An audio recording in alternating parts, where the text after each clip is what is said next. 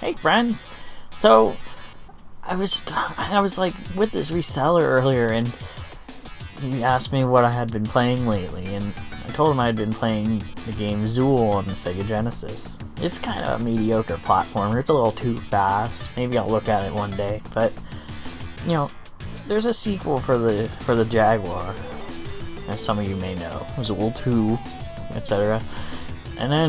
But this guy told me, he's like, yeah, well, there was supposed to be a third Zool game for the Wii, and I was like, okay, that sounds interesting. He assured me it was a really good time, but they changed the name of the game, so now we're gonna take a look at Ninjabread Man for the Wii today. And it's oh boy. It's by Conspiracy Games, same people who made Billy the Wizard. Well, even if it's, you know, not very good, he threw in 4 Wii games for the price of one, so one of them's bound to be good, right?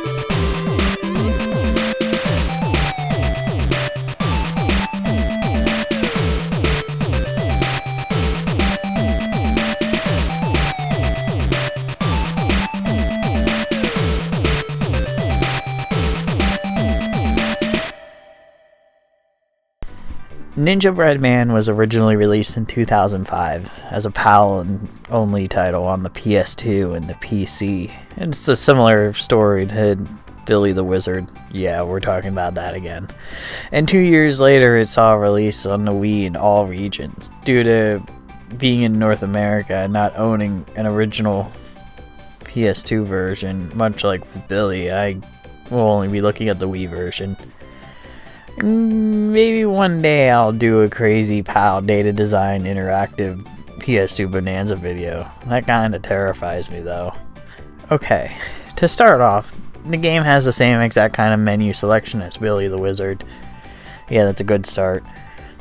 But at least Billy the Wizard has about 24 levels, even if I didn't get to play the majority of them due to the game being so broken.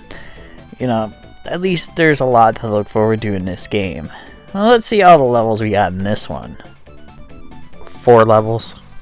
Are you kidding me? I'm pretty sure this game was at least $20 new at the time. That's kind of a ripoff. The first level in this game is just a training level. Yeah, that's 25% of the game. It's called the Training Dojo. Oh god, puns. The training level has 3 parts in it that just simply teach you how to play the game, how to jump, double jump, hand-to-hand combat, shooting, etc. The jumping is basic, you just press the Z button on the nunchuck, or if you're really a masochist, you could shake it to jump. But you know how that tends to turn out.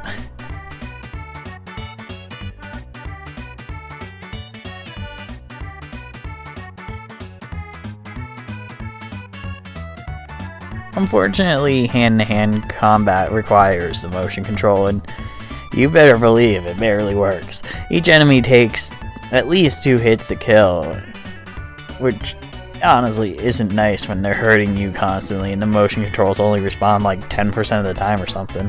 The shooting is a little more accurate, but not by much. The aiming does work, but it doesn't always hit the target despite being crosshairs on the screen, and yeah, I don't know. Doing this level only takes a few minutes though, at least, and then you're off to the actual game, all 3 levels of it.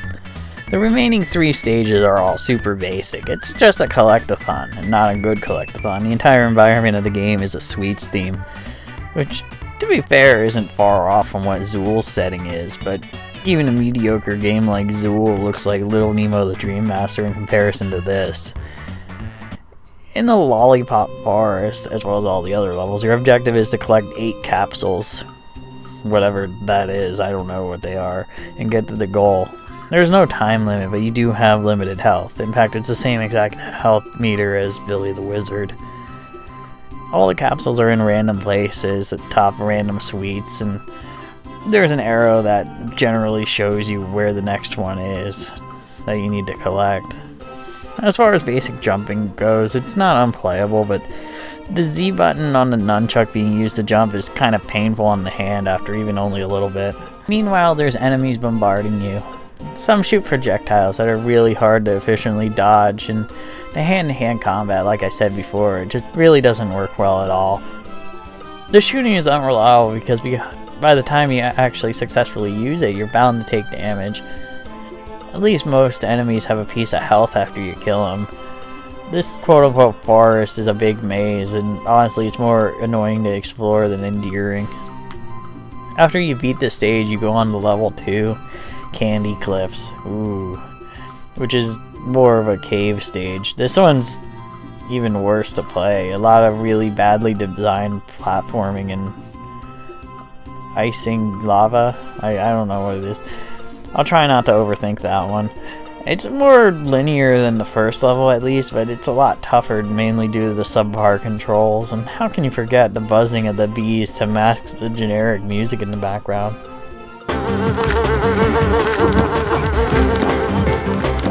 The stupidest part of this stage is towards the end, where the platforms that look more like a dance floor than any kind of array of cookies or whatever that's supposed to be, and you literally have to guess the path, and if you step on a fake tile, I guess it is, you fall under, often into the icing lava, whatever that is.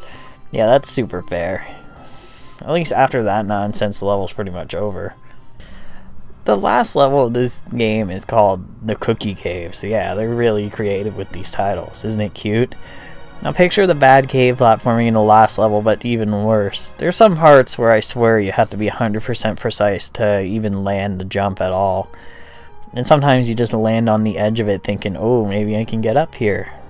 But there's no ledge grabbing, you just kind of sit on the edge there until you decide to say heck it and just fall into the icing lava. Whatever that is.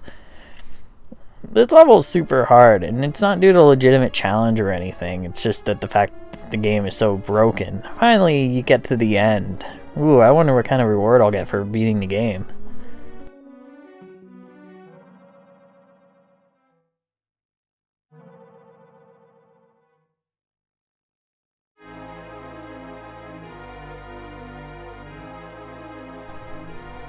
You don't even get anything for beating the game, not even a congratulation or anything like that. It just goes to the menu screen. That's absurd. Okay, so Ninjabread Man wasn't good. Okay. What can you do? But it's okay because I have 3 more games I can check out. 3 games, and you know, one of them is bound to be good, you know. Next game we're going to take a look at, oh come on, Anubis II, which is also by the same company. Oh jeez. Well, let's check out Anubis II. Look at this dog on the cover. Here we go. Dang it. It's got the same exact menus and everything, the same style as the past 2 games, Ninjabread Man and Billy the Wizard. It's made by the same people. Nothing's even different, but let's hop in and play it first. Let's not judge a book by its cover. At least it has 10 levels as opposed to a measly 4. I'm not sure if that's positive or negative yet. Much like Ninjabread Man, Anubis II's first stage is a training stage, and it's basically exactly the same as the Ninjabread Man training stage, just, you know, different skin basically. It has the same style segments. In fact, the game plays exactly the same. Yeah, no joke. Not just as the same engine as before, but it's the same objective and the same style, and it's just basically Ninjabread Man, but it's an Egyptian style theme as opposed to the cookies and candy or whatever. Now, The game, to be fair, is different on level design at least. I often hear people complain that it's literally the same exact game 100%, but the game's stages after the original training stage are at least a little different, and they do differentiate it a tiny bit. It's the same idea though. You collect items, which this time they're pyramids because I guess the Illuminati made this game or something. Even the enemies are the exact same enemies, only reskinned. In this game you play as a dog dressed as a pharaoh. Other than that, it's nothing really different. Oh yeah, actually there is one different thing that you can do control-wise. If you go to these certain pillars, I guess they are, and you can summon magic to turn the obstacles. You don't do this that much, but it does happen once in a while in the game. And how do you do that? By twirling your Wiimote. And just a spoiler, it hardly works. And half the time it registers the movement as me swinging the weapon instead, so trying to do something as simple as moving a platform or turning something is just overly complicated. In between each stage is a mini game where you're in this top-down perspective with a motion sickness inducing camera angle and you're collecting bugs or something. And by the way, these bonus games count towards the 10 stage count, so really not counting these bonus games in the tutorial, there's only 5 stages in this game, which I guess is more than the last game, but I still don't know if that's necessarily a good thing. At least with these bonus games, they're not required to move on in the game. There's really not much more to say about this without sounding like a broken record, but one difference in this one is that there's a final stage with a boss. The last stage is pretty basic, where you just go to those pillars that I mentioned before and use your magic powers to reveal walls. Then you have to do that 3 times to knock down a wall before the final boss. They must have been really proud of this motion control gimmick to force feed it down our throats for the final stage. The enemies are a huge pain too, since you're spending a lot of your time defending yourself trying to perform the magic move. So it's easier to just shoot at them and then go on your merry way to reveal the new passages. At least after that you get to the final boss, and it's technically a checkpoint there. And the final boss is a skeleton that laughs like a generic Halloween decoration.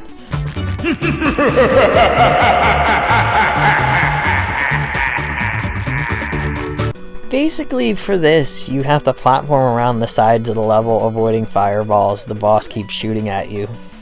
Easy enough, but you have to get around to the top, grab a bomb, and then hit him with said bomb. And to make it even more frustrating, you have to wait for the platforms to appear as they keep vanishing every few seconds or so. I mean, don't make me wait if I'm also avoiding projectiles that are not that easy to dodge.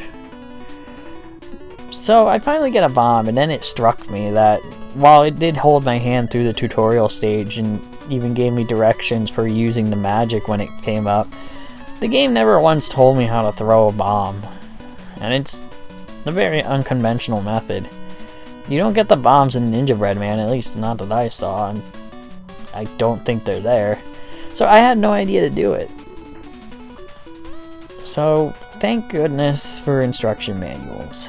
Remember those? At least it tells me how to throw a bomb. It says to use the B button and to swing the Wiimote. Oh, guess what? That's not actually how you throw a bomb. The B button is how you shoot your regular shots with the crosshairs. It's actually A in shaking the Wiimote to throw the bomb. There's so little quality control in this product that not even the instruction manual gets it right. So I just literally throw the bombs at the boss, and I'm not even sure if they're hitting him. I don't think they are. And, you know, I just gotta say that this is one of the worst boss fights I've ever been a part of, and I couldn't even beat it because I couldn't figure out how to actually effectively hit him, and it was too frustrating to go on, honestly.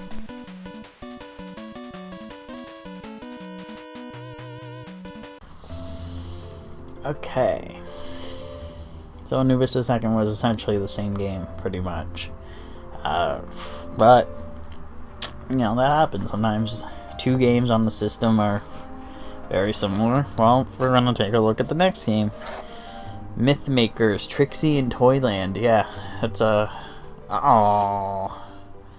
another Conspiracy Games logo. Oh, God. Well, I might as well play them all before I ask for my money back.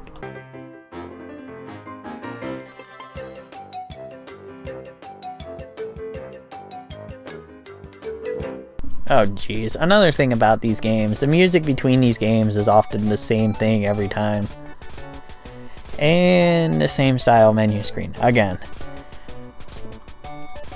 You may find it a little hard to believe, but this game starts you off with a training stage. And once again, it's identical to the last two games. The theme of this one is basically navigating through a toy-themed world. Your protagonist is what appears to be a little girl or furry or something, I don't know. But she's armed with a baby rattle. Ooh, deadly. And sometimes the camera just goes wonky and you get this nightmare fuel in the form of her face.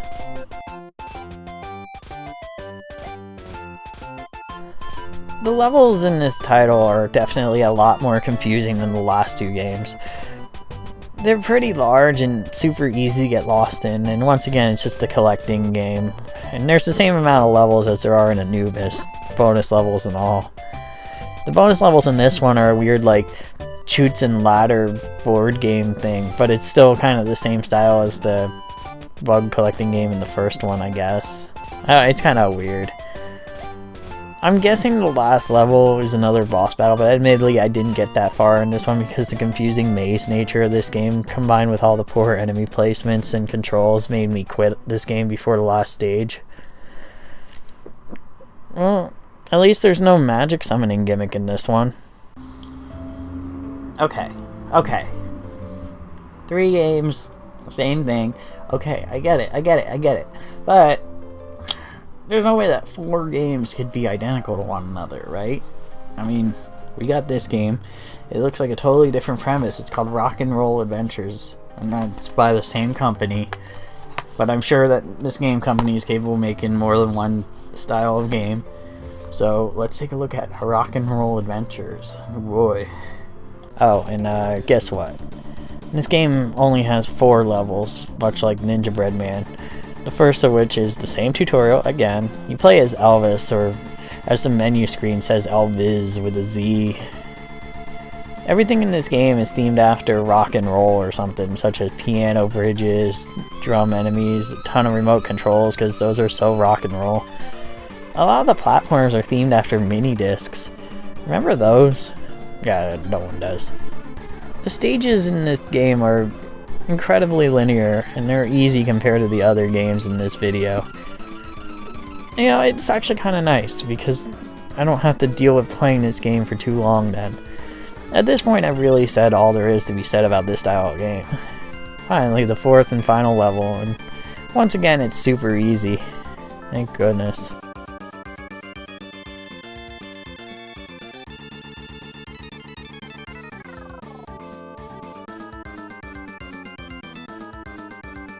And once again, nothing. Okay, so all 4 of these games are Garbino, and I want my $5 back. Done.